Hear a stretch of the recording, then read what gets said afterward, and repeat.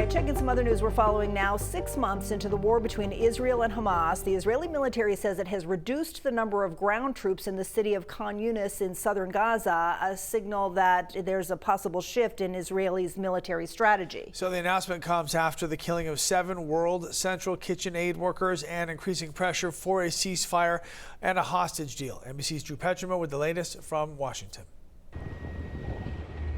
With the Israeli military pulling troops out of the southern Gaza region of Khan Younis, major questions remain about the future of the war.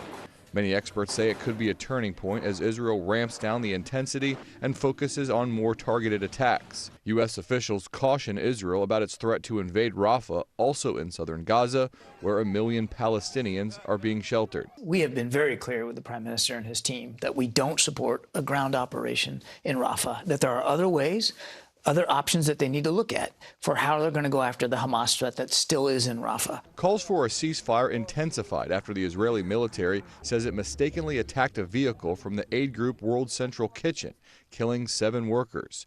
2 officers were fired, but the founder of the organization says it's not enough. Is way too many cases now of humanitarians dying.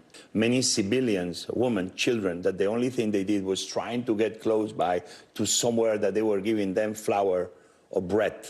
On Capitol Hill, mounting criticism of Israeli Prime Minister Benjamin Netanyahu and his handling of the war. I was glad to see the president, at least as reported out, finally say to President Netanyahu that if you don't follow these, my requests, that there will be consequences. CIA Director Bill Burns is in the Middle East, pushing for the release of hostages still being held by Hamas. I can't imagine it.